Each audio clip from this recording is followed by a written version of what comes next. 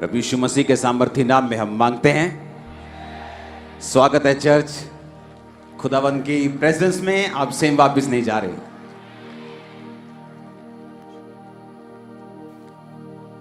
एक सक्सेसफुल आदमी, एक सफल आदमी, सक्सेसफुल आदमी और एक असफल आदमी, दोनों के हाथ दो हैं, दोनों का माइंड है, आंखें दो बराबर हैं, टांगे दो हैं, दोनों के पास 24 घंटे, दोनों उसी देश में रहते हैं, हो सकता है उसी शहर में रहते हो, हो सकता है उसी मोहल्ले में रहते हो, पर एक कामयाब और एक नाकामयाब। फर्क कहां है? बोलो यहां। कहां फर्क है? बोलो सोच में। और यही सोच चेंज करने के लिए परमेश्वर आपको चर्च में लेके आता है। मालूम, अगर आपके 2 टांगे तो चर्च से आपकी 3 टांगे होके वापस नहीं जाती, 2 ही रहती है ना। कान भी 3 नहीं हो जाते। पर चेंज क्या होता है? आपकी सोच। इसलिए जीसस क्राइस्ट, बाइबल कहती है कि लोगों को उनके दिमाग के हिसाब से एग्जाम्पल्स दे देकर समझाते थे ताकि लोगों को समझ आए, उनकी सोच बदले। और जब उनकी थिंकिंग, सोच बदलती थी, उनकी जिंदगी बदलती थी।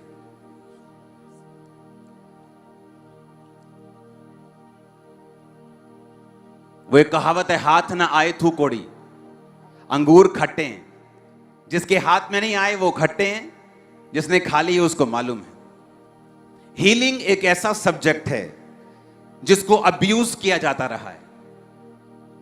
अलग अलग चर्चिस में भी इसे अब्यूज करते हैं लोग कि हीलिंग हो, हीलिंग नहीं होनी चाहिए। उद्धार के बारे में बताओ। लेकिन मैं आपको बताता हूं कि जीसस क्राइस्ट, मैं क्या सोचता हूं छोड़ दो इसको, आपको मतलब नहीं। कोई क्या सोचता है छोड़ दो उसको भी, कोई मतलब नहीं। बाइबल क्या सोचती, जीसस क्या सोचते हैं, मुझे और आपको मतलब होना चाहिए। आमीन। अब जीसस क्राइस्ट एक घर में जाते हैं। पतरस का घर था वो, पतरस की सास का। और बाइबल कहती है पतरस की जो सास थी वो बीमार थी। बीमारी कौन सी थी ये नहीं लिखा, लेकिन उसके लक्षण थे, बुखार था, कमजोरी थी, चीजें थी, बेड पे थी, उठ नहीं सकती थी। कितनी बड़ी बीमारी थी मालूम नहीं। लेकिन बाइबल कहती प्रभु यीशु मसीह ने जब उसको हाथ पकड़ा और उसको ज्वर को डांटा। ज्वर को डांटा सिर्फ लूका में लिखा है, और लूका एक डॉक्टर था, खुद एक वैद्य था, और हर एक हीलिंग को जीसस क्राइस्ट की उसने बड़ी बारीकी से देखा था। और बाइबल कहती है उसने ज्वर को डांटा और वो ज्वर उतर गया, और वो औरत उठी और जीसस क्राइस्ट की सेवा करने लगी। अगर जब तक वो बेड पे थी, मर रही थी, क्या वो सेवा कर सकती थी? बताओ मेरे को। उसे उद्धार के बारे में बताते हैं, चलो कि तुम मर के स्वर्ग जाएगी, क्या तब भी वो सेवा कर सकती है? मर के वो स्वर्ग चले जाएगी, इसमें कोई शक नहीं। वो मर के जीवित परमेश्वर के घर में चली जाएगी, इसमें कोई शक नहीं। लेकिन क्या वो धरती के ऊपर सेवा करके रूहों को बचा सकती थी या परमेश्वर के राज्य में कुछ कंट्रीब्यूशन दे सकती थी? नहीं। उसको परमेश्वर के राज्य में यूज होने के लिए जीसस क्राइस्ट ने उसके ज्वर को डांटा, उसको हील किया, उसको हाथ उठाकर खड़ा किया। और बाइबल कहती जैसी वो खड़ी हुई, वो जीसस क्राइस्ट की सेवा और टहल करने लगी। हीलिंग इतनी इंपॉर्टेंट है। जब ये आपकी लाइफ में डिलीवरेंस और हीलिंग आती है, आप खुदा की सेवा करने लगते हैं। जो दूसरे नहीं कर सकते वो आप करने लगते हैं। और आज जीसस क्राइस्ट का टच आपकी फैमिली, आपका फाइनेंस, आपकी बॉडी, आपकी स्पिरिट, आपका माइंड, हर एक दिशा ग्रहण करेगी यीशु मसीह के नाम में, और आप सेवा करने लगेंगे। आमीन। मेरे को ऊंचे वाला चाहिए चर्च। हालेलुया। अब जीसस क्राइस्ट ने क्यों छुआ? ताकि वो उठे और उसकी सेवा टहल करने लगे। इसीलिए जब जीसस क्राइस्ट ने अपने चेलों को भेजा तो उसने कहा जाओ और लोगों को मन फिराने का प्रचार करो। पहला प्रचार करो उद्धार का, लोगों को बताओ परमेश्वर का राज्य निकट आ गया। उसके बाद उनके बीमारों को चंगा करो, उनके लंगड़ों को चलाओ, उनके कोड़ियों को शुद्ध करो, उनके मुर्दों को जिलाओ।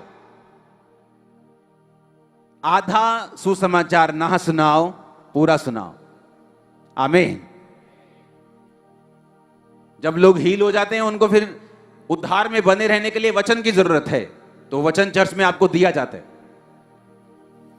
लेकिन हीलिंग टच जरूरी है ताकि परमेश्वर की वो उस राज्य में अपना कंट्रीब्यूशन, अपना हिस्सा डाल सके और परमेश्वर के राज्य में इस्तेमाल हो सके। आमीन। पहला वचन मैं पढ़ूंगा, मत्ती 5 उसकी 1 से 16 आयत। वह भीड़ को देखकर पहाड़ पर चढ़ा और बैठ गया, और उसके चेले उसके पास आए, और यीशु मसीह अपना मुंह खोलकर उन्हें उपदेश देने लगे, धन्य हैं वो जो मन के दीन हैं, क्योंकि स्वर्ग का राज्य उन्हीं का है।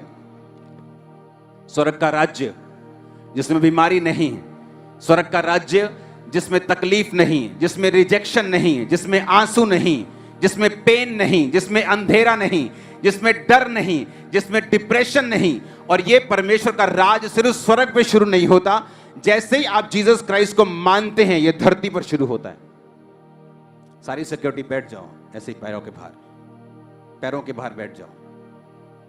अपने पड़ोसी को बोलो स्वर्ग का राज्य, बोलो अपने पड़ोसी को स्वर्ग का राज्य उन लोगों का है जो मन के दीन हैं। आमीन।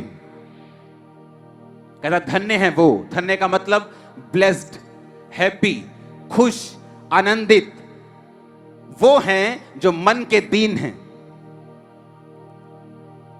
मन के दीन का मतलब क्या? पहला शब्द देखेंगे इब्रानी भाषा में, यूनानी भाषा में मन का दीन होना क्या है? इसका मतलब है पुअर होना, बेगर होना, भीख मांगना मन में। मैंने आपको पहले क्या बताया था, ध्यान से सुनना। दो तरह की सोच है परमेश्वर की, मतलब दो धारी तलवार है। सोच एक ही तरह की, लेकिन मैं आपको बताता हूं कैसे। मैंने आपको बताया कि अगर परमेश्वर कुछ चेंज करना चाहता है आज आपका, वो आपकी सोच है, और जब ये बदली सारा कुछ बदल जाएगा। जब मैं परमेश्वर का बेटा बना तो मैं एक राजा का बेटा हूं, मैं राजकुमार हूं, तो मैं भीख नहीं मांग सकता, मैं अपने आप को डाउन नहीं देख सकता,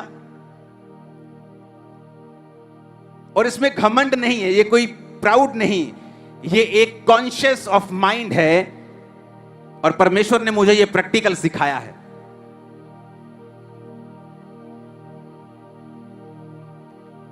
दो 2009 में जब मेरा फैमिली बिजनेस पहली बार चलना शुरू हुआ, मेरे फादर की लाइफ के 50वें 60वें साल में, 50वें साल के करीब होगा तब, हाँ 50वें साल के करीब, 40 और 50 साल के बीच में, तो मैंने एक प्लॉट, जहां मेरा घर है अभी, वो प्लॉट हमने लिया अपने बिजनेस के पैसों से। तब सेवा 50-60 लोग आते थे तब, जस्ट संडे को।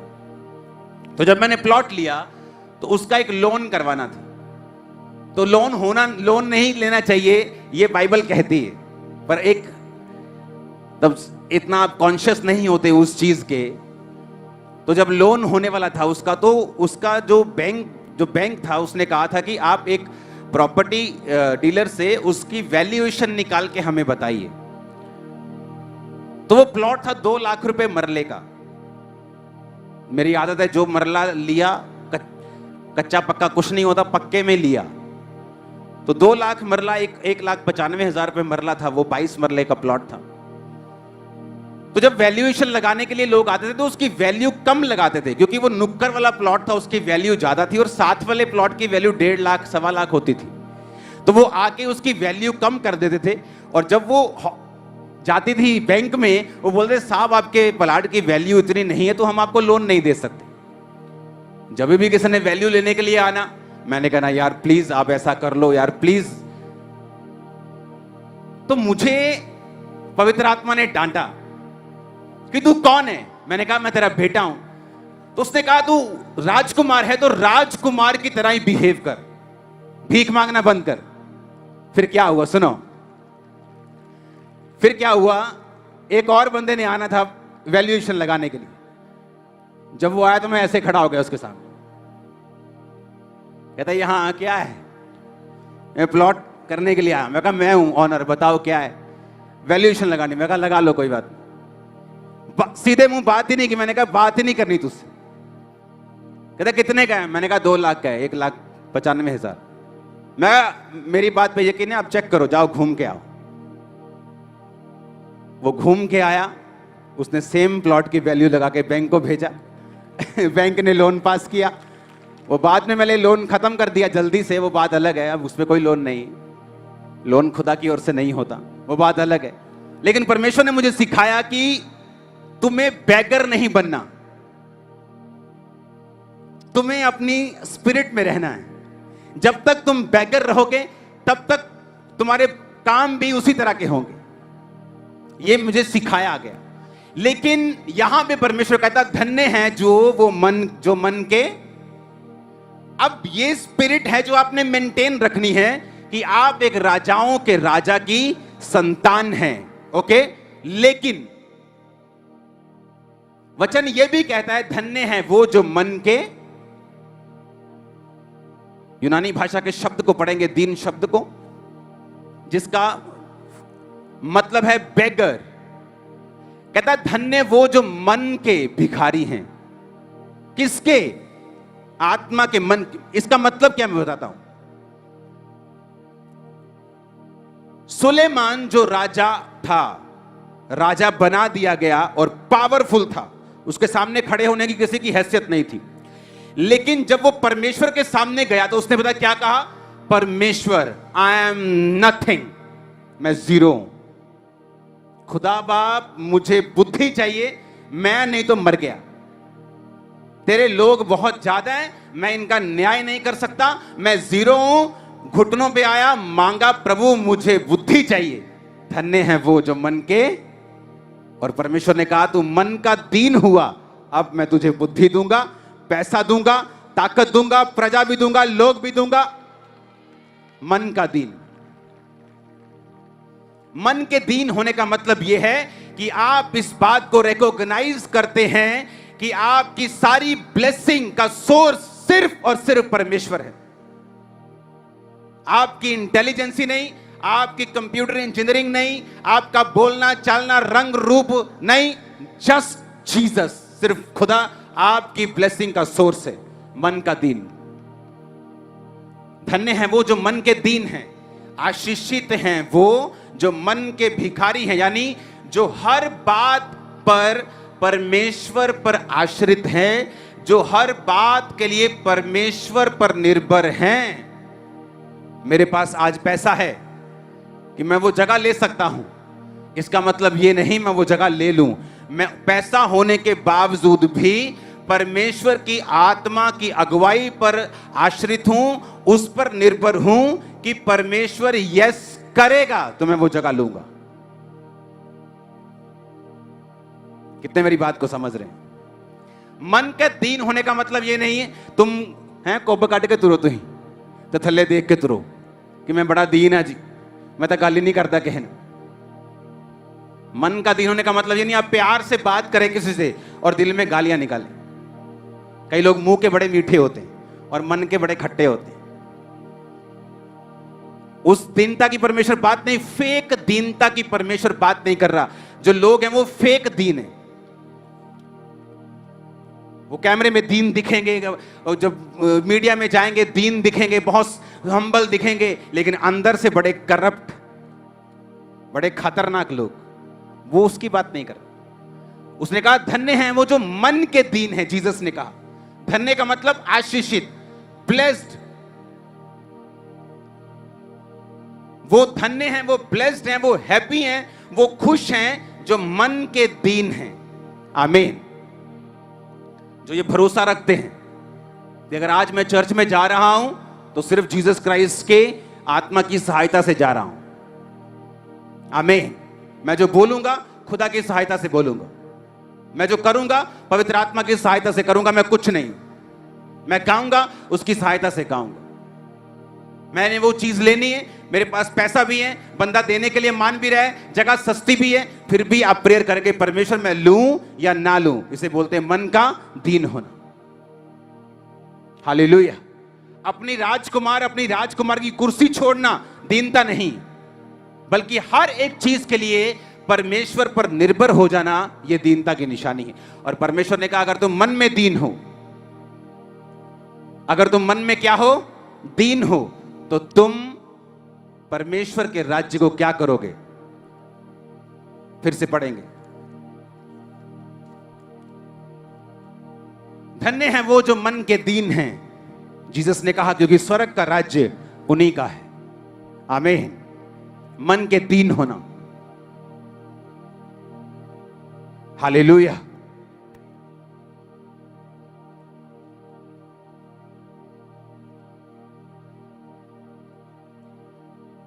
धन्य हैं वो जो शोक करते हैं क्योंकि वो शांति को पाएंगे। जीसस ने पहाड़ पर यह शब्द बोला दूसरा, ब्लेस्ड हैं वो, खुश हैं वो, आशीषित हैं वो जो शोक करते हैं, जो दुख मनाते हैं क्योंकि वो शांति को पाएंगे। किस चीज का दुख मनाए? कि तुम्हारा बेटा तुम्हारी बात नहीं सुनता, इस चीज का दुख मनाए? क्योंकि जीसस ने कहा धन्य हैं वो, खुश रहेंगे वो, आशीषित हैं वो जो शोक करते हैं, जो दुख मनाते हैं क्योंकि वो शांति को पाएंगे। किस चीज का दुख मनाएंगे? कि आपका हस्बैंड आपकी बात को नहीं सुनता? किस चीज का दुख मनाएंगे? आपके पास पैसा नहीं है? किस चीज का दुख मनाएंगे? वीजा नहीं लगा? नहीं, ये परमेश्वर इसके बारे में बात नहीं कर रहे। वो कह रहा है धन्य हैं वो जो शोक करते हैं। शोक इस बात का कि आज आप प्रार्थना करके नहीं आए, शोक इस बात का कि कल आपने बाइबल नहीं पढ़ी थी, शोक इस बात का कि अभी भी आप उस गुनाह में फंसे हुए हैं जिसमें आपको फंसा हुआ नहीं होना चाहिए। बाइबल कहती है धन्य हैं वो जो शोक करते हैं, वो शांति को पाएंगे। एक बंदा पापी चर्च में आके अपने मुंह को ऊपर भी नहीं उठाता और छाती पीट पीट कर बोलता है, हे खुदावन मुझ पापी के ऊपर दया कर। शोक करता है वो अपनी आत्मिक जिंदगी के लिए, उस शॉर्टनेस के लिए, उस कमी के लिए जो आत्मिक जिंदगी में एंटर कर चुकी, उस चीज का वो शोक मनाता है कि मैं वो नहीं कर पा रहा हूं जो मुझे करना चाहिए। और जीसस ने कहा अगर तुम इस चीज का शोक मनाओगे तुम शांति को पाओगे। और जब जीसस क्राइस्ट शांति देते हैं, आपके आसपास बवंडर चल रहे हो, आप शांति में होंगे। कोरोना चल रहा हो, आप शांति में होंगे।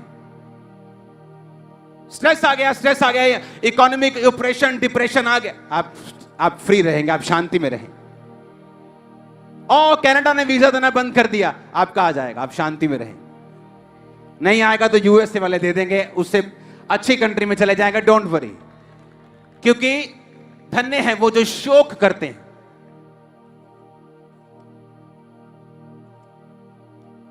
दाऊद से गलती हुई और शाऊल से भी हुई। इवन मुझे तो ऐसा लगता है कि शाऊल की गलती जो थी वो दाऊद से थोड़ी कम थी, लेकिन शाऊल मारा गया और दाऊद बचाया गया। रीजन, क्योंकि शाऊल ने शोक नहीं किया। पाप करने के बावजूद भी, गिरने के बावजूद भी उसने शमूएल नबी को बोला कि मेरे साथ पहाड़ से नीचे चल। जब उसने कहा कि तू रिजेक्ट हो चुका है, खुदा अब तेरे साथ नहीं, उसने घुटनों पे आके शोक नहीं किया कि हे खुदा के दास ऐसा मत बोल, मैं माफी मांगता हूं, मैं तौबा करता हूं, टाट ओढ़ता हूं, आज से खुदा जो बोलेगा वही करूंगा। और ऐसा कितनी बार बाइबल में हुआ है कि लोगों ने टाट ओढ़ा है और माफी मांगी और खुदा ने अपने इरादे को चेंज करके उन्हें फिर से ब्लेस किया है। लेकिन उसने क्या कहा? कहता ठीक है, जो तूने बोला ऐसा हो, कोई बात नहीं, लेकिन नीचे मेरे साथ चल। क्योंकि नीचे लोग हैं तो वो लोग ये ना सोचे कि परमेश्वर मुझसे नाराज है। पॉलिटिकली करेक्ट होना चाहता था और स्पिरिचुअली इनकरेक्ट हो गया। पॉलिटिक्स से बच के रहो। लोगों को खुश करने के चक्कर में मत पड़ो। लोग क्या सोचते हैं? 20 से 30 साल की उम्र में बहुत टेंशन होती, लोग क्या सोचते हैं। जब 40 के पास बंदा पहुंचता है तो वो परवाह करना बंद करता है लोग क्या सोचते हैं। जब वो 60 साल का होता है उसे ये मालूम होता है कि लोग तो कुछ सोच ही नहीं रहे थे, मैं ही लगा हुआ था, कि लोग तो अपने चक्कर में, तो मैं ऐसे ही सोचा जा रहा था। लोग क्या सोचेंगे? हे नीचे चल मेरे साथ। लोग क्या कहेंगे? अरे लोग क्या कहेंगे? लोग सबसे बड़ा रोग। धन्य हैं वो जो शोक करते हैं। शोक मनाओ जब तुम गिर जाओ, जब तुम पाप करो, जब क्रिश्चियन होके भी तुम अपने शादियों के रीति रिवाजों के सिरों के ऊपर वही उठाए फिरते हो जो दूसरे लोग उठाए फिरते हैं। शोक करो इस बात का, शर्म करो और दुख मनाओ इस बात का कि तुम वही रीति रिवाजों में हो जो दूसरे करते हैं। शोक करो, दुख मनाओ, इस चीज का आनंद मत मनाओ। यीशु ने कहा जो शोक करेंगे वो शांति को पाएंगे। दाऊद ने पाप किया और शोक किया। नातान नबी ने कहा, अब जिस तरह तूने तलवार चलाई है, तेरे घर पे तलवार चलेगी। जिस तरह तूने व्यभिचार की है, तेरी लाइफ में बहुत सारी घटनाएं अब होंगी। तो उसने कहा, मैं मानता हूं, मुझे माफ कर खुदा, अपनी आत्मा को मुझसे अलग ना कर, मुझे फिर से अपना उद्धार का आत्मा दे के संभाल, मुझे स्थिर आत्मा फिर से दे, मेरी हड्डियों को ताकि चैन मिल जाए, अपनी आत्मा को मुझसे अलग मत कर। शोक करता रहा, और धन्य है वो जो शोक करते हैं, शांति को पाएंगे। किस बात का शोक? कि अब आप रोजे नहीं रखते। किस बात का शोक? क्योंकि आप अब चर्च में एक संडे छोड़ के आते हैं, क्योंकि आपके पास किराया नहीं। और जब वही डॉक्टर बोल दे कि भाई साहब आपके पित्ता भी निकालना पड़ेगा, मर जाओगे, तो 20-30 हजार का इंतजाम कैसे 2 मिनट में तुम करते हो? देखो फिर। लेकिन हमें शोक नहीं। पहले जब ब्लेसिंग नहीं थी तो चर्च में सुबह 8 बजे आके बैठ जाते थे। अब जब परमेश्वर ने सब कुछ दे दिया तो आप 12 बजे चर्च में आते हैं। तुम्हें शोक मनाना चाहिए। आत्मिक चीजें ना कर पाने का शोक, प्रेयर ना कर पाने का दुख, रोजे ना रख पाने का दुख, संगति अटेंड ना कर पाने का दुख, मेंटेन खुदा की उस जिंदगी को जो आपको दी थी ना कर पाने का दुख। कहता मनाओ इस दुख को अगर शांति चाहते हो तो। पर तुम दुखी हो, तुम्हारा वीजा नहीं लगा। तुम दुखी नहीं हो कि तुम्हारी प्रार्थना पहले जैसी नहीं रही। एक भेड़ जब गड्ढे में गिर जाती है तो वो तब तक बाहर आने का यत्न करती है जब तक वो मर नहीं जाती। जब तक मर नहीं जाती तब तक बाहर आने का यत्न करती रहती है। अगर तुम खुदा की भेड़ हो, जब तक बाहर नहीं आ जाते अपने पाप से, आप यत्न नहीं छोड़ते, आप दुख मनाना नहीं छोड़ते, आप दिल में शोकित होते हैं, मैं क्यों उस लाइफ को, क्यों उस प्रेयर लाइफ को मेंटेन नहीं कर पा रहा हूं, क्यों उस चीज को कर नहीं पा रहा हूं। आपको शोक होना चाहिए। जीसस ने कहा अपने मुंह से, धन्य हैं वो जो दुख मनाते हैं, क्योंकि वो शांति को पाएं। क्योंकि तुम्हें दुख है तुम्हारा वीजा नहीं, तुम्हें दुख है तुम्हारा हस्बैंड तुमसे बात नहीं करता, लेकिन तुम्हें इस बात का दुख नहीं है कि तुम्हें संडे चर्च गए कितनी देर हो गई। तुम्हें इस बात का दुख नहीं कि तुम हर संडे लेट आते हो। तुम्हें इस बात का दुख नहीं। और जब तुम्हें इस बात का दुख नहीं है तो इसीलिए शांति भी नहीं। धन्य हैं वो जो शोक करेंगे, क्या पाएंगे? हाय पास्टर जी शांति है नहीं कर्ज। शोक करो तो शांति आ जाए।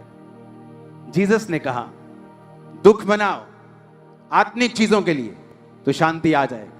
आमीन। ऊंचा ये बरकत तुम्हारी।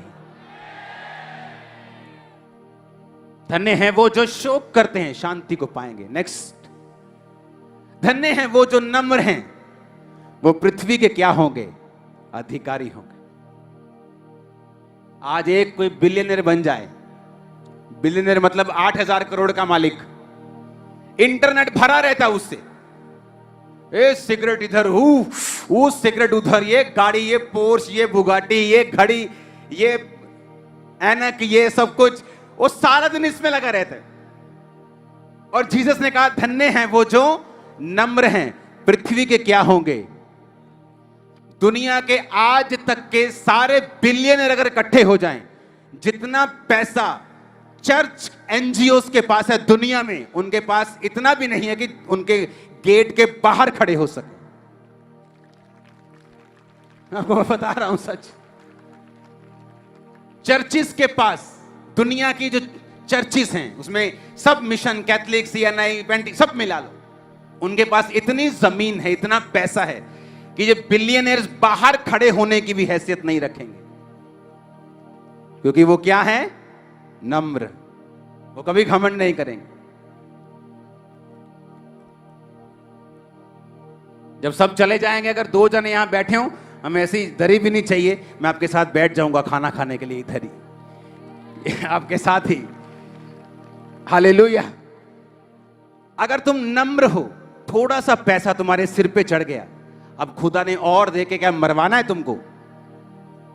हां, वो बाइक लेके तुमने 100 पे 150 पे चलाना शुरू कर दिया, अब परमेश्वर ने चाहा तुम्हें सुपर बाइक मिले, इसी में तुम्हारी मौत और जिंदगी का सवाल बना हो।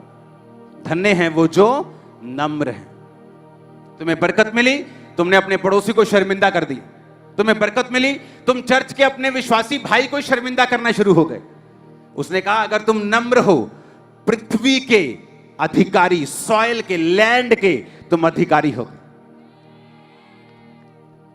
आमीन।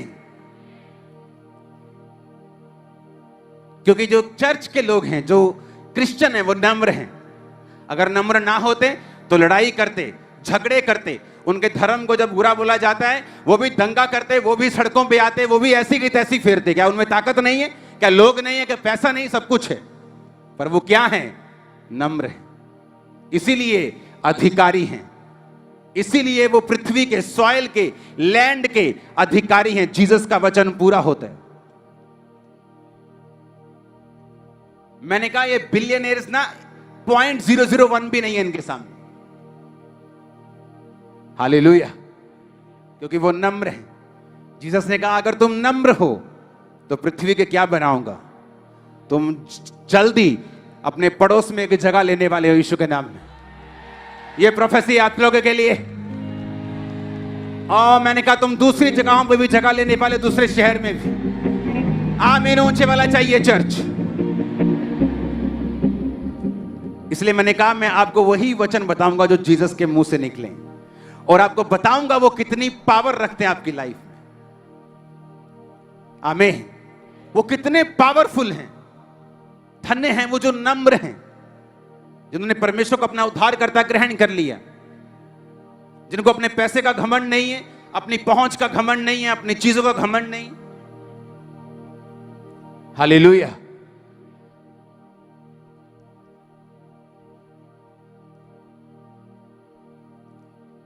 क्योंकि हमें मालूम है कि सब कुछ जो हमारी लाइफ में हो रहा है ये परमेश्वर का प्लान है।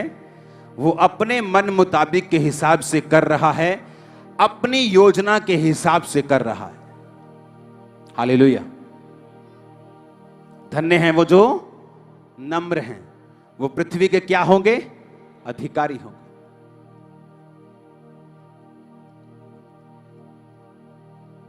और ये परमेश्वर चाहता है आप बने। पृथ्वी को अगर आप यूनानी भाषा में पढ़ें तो उसको सॉइल, लैंड, जगह की बात कर रहा है परमेश्वर। धन्य हैं वो जो मन के दीन हैं, धन्य हैं वो जो शोक करते हैं, धन्य हैं वो जो नम्र हैं, वो पृथ्वी के क्या होंगे? अधिकारी होंगे। थोड़े दिन पहले जब पंजाब के सीएम से मेरी बात हो रही थी, और कल परसों भी जो ऑपोजिशन के लीडर थे वो मेरे घर पे मिलने के लिए आए। आप कभी फोटोज नहीं देखेंगे इन चीजों की।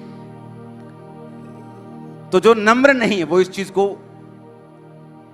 फुकरी में यूज करेगा, लेकिन जो जिनको मालूम है कि सब कुछ खुदा है, खुदा ही खुदा है, तो चुप करो और काम करो। अब मैं कैसे समझाऊं आप? जिनको मालूम है कि सब कुछ परमेश्वर कर रहे हैं, परमेश्वर की ओर से है, एवरीथिंग, कोई मैटर नहीं करता। आप एक राजा से मिलें, आप एक भिखारी से मिलें, आप सेम बात करेंगे, Jesus Jesus Jesus Jesus, that's it. आप कौम की बात करेंगे, आप जीसस की बात करेंगे, आप गवाही की बात करेंगे। आपको कोई मतलब नहीं वो राजा है कि रंग है, बड़ा है कि छोटा है।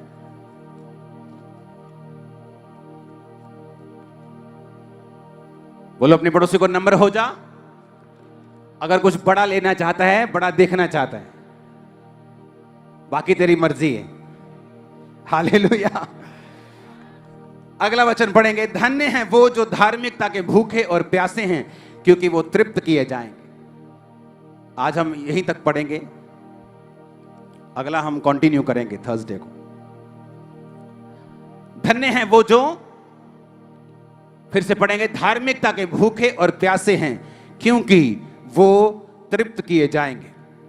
आपकी पूरी जिंदगी, आपकी आत्मिक लाइफ, आपकी क्रिश्चियन लाइफ का पूरा आधार, उसकी नींव भूख और प्यास पे टिकी। पूरी क्रिश्चियन लाइफ, पूरी आपकी क्रिश्चियन लाइफ आपकी भूख और प्यास पे टिकी है, आत्मिक भूख और प्यास।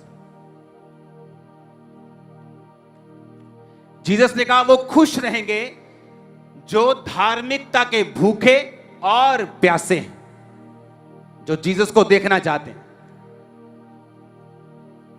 जो आत्मा में बढ़ना चाहते हैं, पवित्र आत्मा के वरदान पाना चाहते हैं, जो आत्मा के कामों को करना चाहते हैं। हालेलुया। जिनमें भूख है, मूसा के अंदर काम देख लिए, मिरेकल्स देख लिए, चमत्कार देख लिए, समुद्र दो भाग होता देख लिया, उनके पहलौठों को मरता हुआ देख लिया। अब खुदा से कह रहे, खुदावन मुझे अपना तेज दिखा दे। और भजन संहिता में परमेश्वर ने लिखा कि मैंने इस्राएलियों पर अपने कामों को और मूसा के ऊपर अपनी गति को प्रकट किया। पौलुस, मैं इस संसार की चीजों को कूड़ा मानता हूं ताकि मैं परमेश्वर में और अधिक जा सकूं, खूब सकूं, घुस सकूं। मूसा, पौलुस, जीसस, आप जिनको भी देखेंगे वो धार्मिकता के भूखे और प्यासे रहें। और परमेश्वर ने कहा धन्य हैं वो जो धार्मिकता के भूखे और प्यासे हैं और वो तृप्त किए जाएंगे। पौलुस स्वर्ग पे गया, मूसा ने परमेश्वर की महिमा को देखा, उसके चेहरों से किरणें निकलती थी, मूसा ने देखा। धार्मिकता के भूखे और प्यासे हैं क्योंकि वो तृप्त किए जाएं। आपके अंदर प्यास है कि आपने इस बार वचन को नहीं सुना, आपके अंदर प्यास है कि मैंने वचन को नहीं पढ़ा, मैंने आज संगति को नहीं किया, ये संडे मैं प्रेयर नहीं कर पाया और मैं परमेश्वर से पीछे हो रहा हूं और मुझे थोड़ी ठंडक ठंडक सी आत्मा में महसूस हो रही। हम धार्मिकता के भूखे और प्यासे नहीं। घर में 4 शादियां इकट्ठी आ गई, प्रेयर ही भूल गए, फास्टिंग ही भूल गए, इतना गुम गए कि उनके गानों में नाचने लगे, पता ही नहीं चला कब हफ्ता, 2 हफ्ते, 3 हफ्ते निकल गए और आत्मा भी निकल गया साथ में, पता ही नहीं चला। हालेलुया। आत्मा भी निकल गया साथ में ही, जब शादी में गए तो पता ही नहीं। धार्मिकता के भूखे और प्यासे, धन्य हैं वो जो धार्मिकता के भूखे और प्यासे। ना जी भुख तां बहुत आ, विआह ते जाईदा, आपां तां नहीं छड्डी दा कुछ। बाबा एक अख उधर रखी दी, रोटी कदों शुरू होवे। इसने कहा धार्मिकता के भूखे और प्यासे, चिकन मटन के नहीं।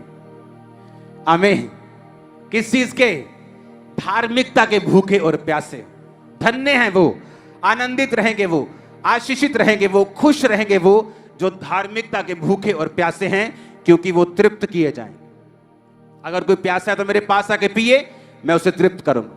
आपके अंदर भविष्यवाणी की भूख है कि मुझे प्रोफेटिक वर्ड देना है, खुदा मुझे तेरी बात को सुनना है, तू क्या चाहता है इस देश के लिए, क्या चाहता है मेरे लोगों के लिए। अगर आपके अंदर भूख है, आप 1 साल प्रेयर करेंगे, 2 साल नहीं वो बात करेगा, 4 साल नहीं करेगा, 5 नहीं करेगा, 10 नहीं करेगा, 11वें साल वो आपको पूरी बात करेगा, क्योंकि वो तृप्त किए जाएंगे। वो अपने वचन से हटेगा नहीं। वो धार्मिकता के जो भूखे और प्यासे हैं, जो हीलिंग करने के भूखे और प्यासे, प्रभु आज हीलिंग होनी चाहिए, प्रभु आज डिलीवरेंस होनी चाहिए, खुदाबंद मैं अमेरिका में जा रहा हूं, काम होना चाहिए, प्रभु ये धार्मिकता के भूखे और प्यासे हैं। प्रभु ब्रांचेस होनी चाहिए, प्रभु चर्च भरी होनी चाहिए। परमेश्वर ये काम धार्मिकता के भूखे और प्यासे वो तृप्त किए जाएं। हालेलुया। कुछ लोगों को बड़ा चर्च चाहिए ताकि वो बड़ी गाड़ी ले सके। ये चर्च में जब 10,000 लोग आते थे तब भी मेरे पास गाड़ी नहीं थी, मुझे जरूरत नहीं पड़ी चर्च का भाई ले, कहीं जाता नहीं। आज भी संडे में निकलता हूं घर से, अब निकल जाऊंगा घर और थर्सडे निकलूंगा, तो मुझे गाड़ी की तब जरूरत नहीं थी। लेकिन बाद में क्रूसेड होने लगे, चीजें होने लगी, मुझे गाड़ियों की जरूरत पड़ने लगी, तो लोगों को लगता अच्छा। एक पास्टर था, एक मेरी मिनिस्ट्री को देखा, ग्लोरी देखी, आया मेरे ऑफिस में, कहता बस मुझे मसा करो, मुझे भी बड़ी गाड़ी लेनी है। हिंदी बोलता, मुझे मसा करो, मुझे बड़ी गाड़ी लेनी है। हालेलुया। धार्मिकता के भूखे और प्यासे, किसके? कि खुदा मुझे तेरे काम करने, लोग होने चाहिए, चर्चेस भरी होनी चाहिए, लोग बैप्टिज्म ले, लोग पाप को छोड़े, लोग तुझ में घुसे, इवेंजलिज्म हो। धार्मिकता के भूखे और प्यासे। आज फॉरेन की चर्चेस इवेंजलिज्म करती, यहां की चर्चेस इवेंजलिज्म करती, घर घर में इवेंजलिज्म हो रहा है, टीवी में इवेंजलिज्म हो रहा है, इंटरनेट पे इवेंजलिज्म हो रहा है। धन्य है वो जो धार्मिकता के भूखे और प्यासे, तृप्त किए जाएं। मुझे इस्तेमाल होने, तृप्त किए जाओगे, क्योंकि तुम धार्मिकता के भूखे और प्यासे। अब इस्तेमाल होने के चक्कर में तुम्हें जहाज भी चाहिए होगा, वो दे देगा, वो बात अलग है। लेकिन वो ऐश करने के लिए या अपनी कोई भूख पूरी करने के लिए, किसी को दिखाने के लिए या शोखी मारने के लिए, वो परमेश्वर की ओर से नहीं। बाइबल कहती है वो संसारिक है, वो शैतानी है, वो इस संसार का है, परमेश्वर का नहीं। हालेलुया। धार्मिकता के भूखे और प्यासे हो तो तृप्त किए जाओगे। तुझे तेरी बात सुननी, खुदा मिरेकल्स हो, हीलिंग्स हो, मेरी लाइफ में ये काम हो, मैं ये देखना चाहता हूं, इस तरह से काम करना चाहता हूं। धार्मिकता के भूखे और प्यासे हो, तृप्त किए जाओ। हालेलुया। खुदावंद मेरी पूरी फैमिली प्रभु में आए, सब हम तेरा काम करें, तेरी सेवा करें, खुदा की महिमा के लिए तुम भूखे और प्यासे हो, धार्मिकता के लिए। तुम्हारी पूरी फैमिली को परमेश्वर कान पकड़ के भी लेके आएगा तो लेके आए। धन्य है वो जो धार्मिकता के भूखे और प्यासे, तृप्त किए जाए। आमीन।